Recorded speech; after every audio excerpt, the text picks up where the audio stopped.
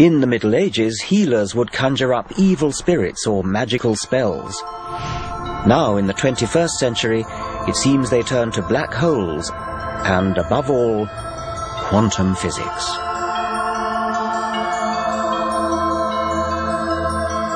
Quantum theory accounts for the anomalous behavior of light and atoms.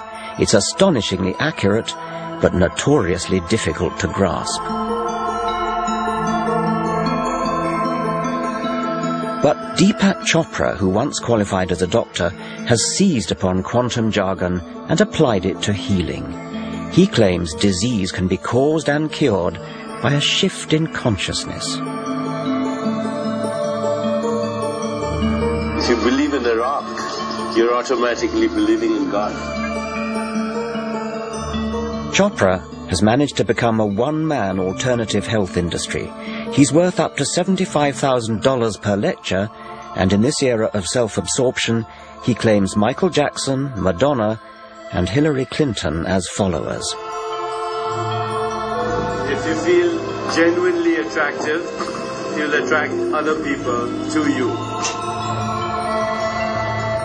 The great American physicist Richard Feynman once said, "If you think you understand quantum theory, you don't understand quantum theory." Isn't Deepak Chopra just exploiting quantum jargon as plausible-sounding hocus-pocus? Quantum healing is a theory that a shift in consciousness creates a shift in biology. That's it.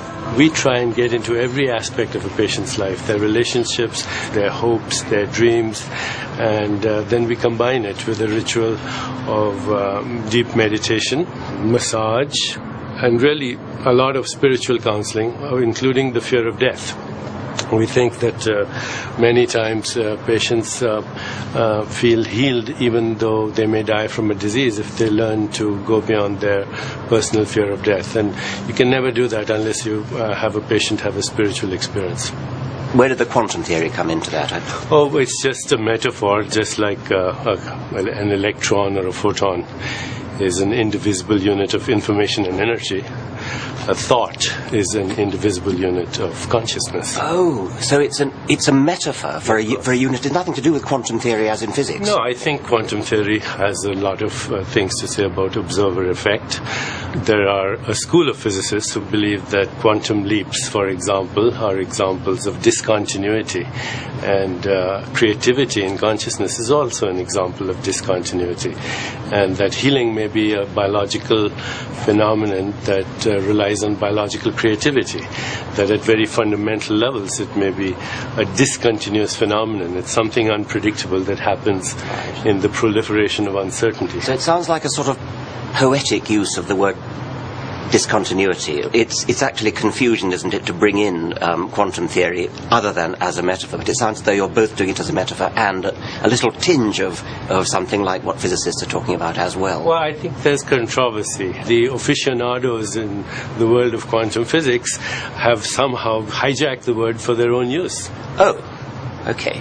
So they've hijacked your word I quantum. think what happens is that there are fundamentalists in science. That is absolutely wrong. Science's quest is to try to sort out, to tease out those bits that we don't understand. Science has become so arrogant in its premise that it has all the answers in a mechanistic approach that it has, whilst it has gotten rid of lots of things like polio and malaria and tuberculosis in many parts of the world, we are now seeing the emergence of modern epidemics that are a result of some of the things that have come about through science.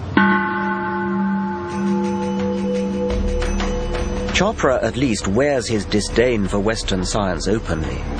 The rest of us are prone to politely blurring the vital distinction between science and mumbo-jumbo.